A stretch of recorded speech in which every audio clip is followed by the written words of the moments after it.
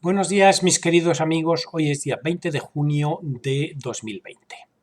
Quería decir que estoy, bueno, mejor, sigo estando preocupado en gran medida por esta cuestión del coronavirus.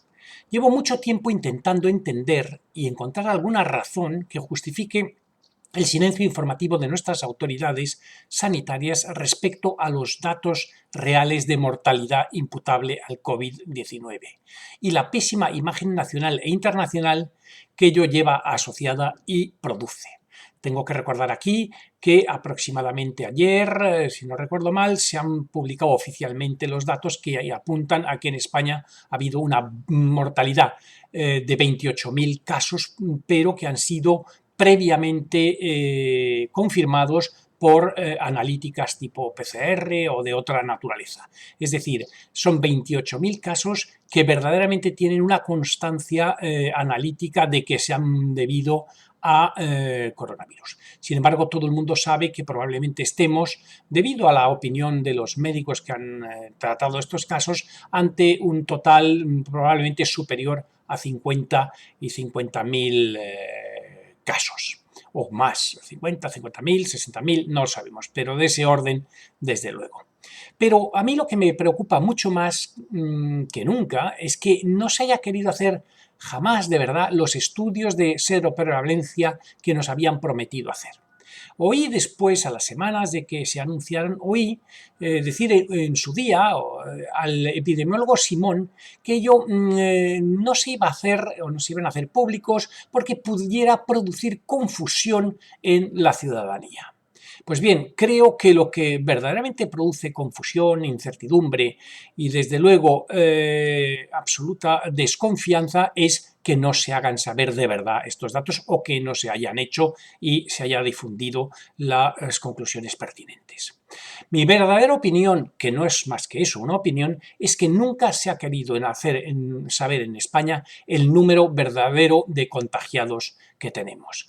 Específicamente, entre otras cosas, que se puede estimar, lógicamente, a través de la mortalidad con indicadores tanto directos como indirectos, que eso es verdad, pero por eso tenemos también, en mi opinión, ese baile continuo de cifras, de incertidumbres, de oscurantismo sobre la verdadera mortalidad.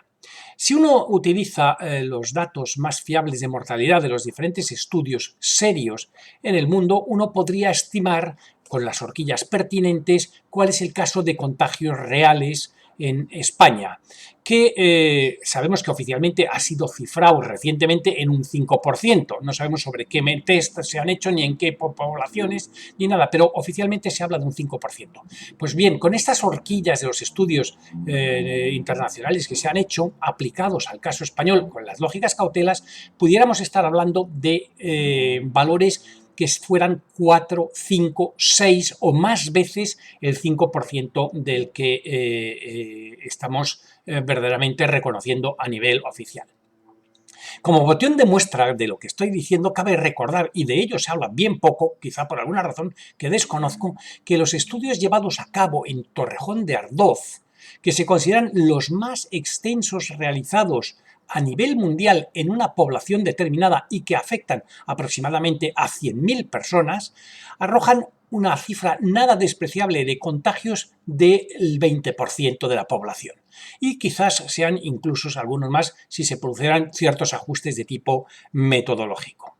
Ello, de ser cierto, nos colocaría en una mejor situación inmunológica que la que reconoce el gobierno, pero también es verdad que nos colocaría en una situación política muchísimo peor que la actual. ¿Y por qué? Porque la inmunidad grupal descrita por el gobierno, mal llamada, por cierto, inmunidad de manada, que eso además es que es un término verdaderamente feo, es muy inferior a la que reconocen o se podrían derivar de los datos del análisis de Torrejón de Ardoz. Pero lo que es verdad es que si esa inmunidad grupal fuera del 20% o más, nos colocaría en una mejor situación, como decía, inmunitaria frente a potenciales rebrotes. Pero desde luego, si fuera también verdad que fuera del 20 o más por ejemplo, ello dejaría un montón de preguntas muy incómodas por resolver. No obstante, y en sentido contrario, de ser cierto que solo tenemos un 5% de contagiados en España, tal y como asegura las autoridades sanitarias, convendría entonces tomarse muy en serio la experiencia de exigir un certificado sanitario de ausencia de contaminación que fuera expedido por las autoridades de los países de donde son originarios los viajeros que llegan a España. Estoy conectando COVID y turismo en esta cuestión. ¿Por qué digo esto? Pues quisiera señalar que al respecto, ya cuando empezó el caso tan agudo en Italia, en España, toda la ciudadanía se encontraba no solo preocupada, sino además perpleja por el hecho de que no se interrumpieran los vuelos masivos que venían de Italia a España y que también mucho nos tememos que trajeron a algunas personas contaminadas que difuminaron el coronavirus. Pero además también tengo que recordar que hace 2 días la presidenta de la Comunidad de Madrid decía en una intervención pública que aproximadamente el COVID había llegado a Madrid a través de Barajas. Es evidente que es una simplificación, pero no deja de tener también una importancia categórica respecto al tema de los viajes de carácter internacional. Pero, además, el reconocer todo esto no es malo en sí, ni exigir certificaciones ni de PCRs negativos no es malo en sí, sino todo lo contrario, y no debe ofender absolutamente a nadie, y menos aún a los que viajan, pues sirve también para protegerlos a ellos.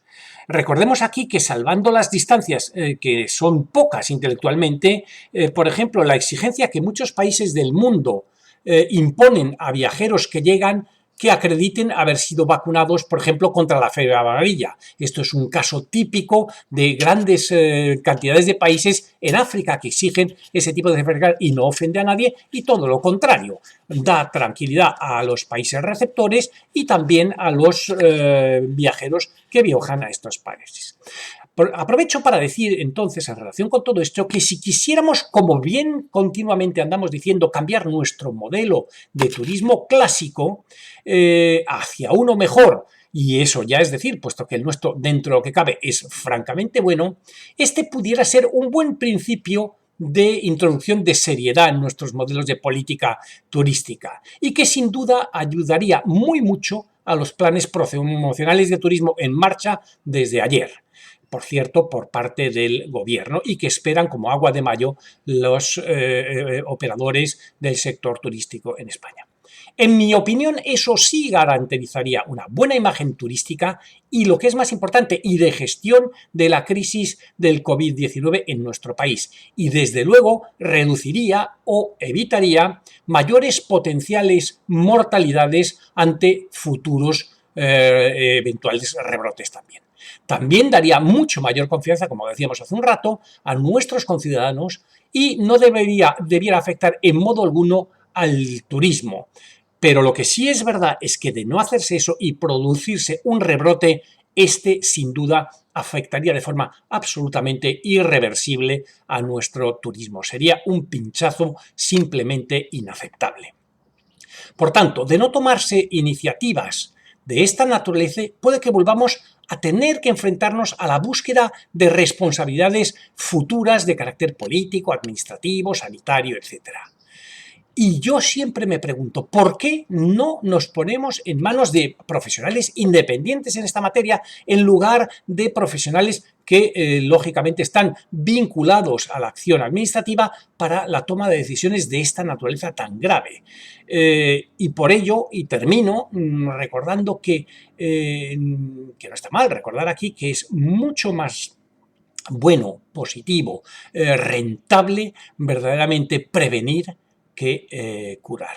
Y eso es todo cuanto yo quería comentar hoy, y os deseo a todos un buen fin de semana.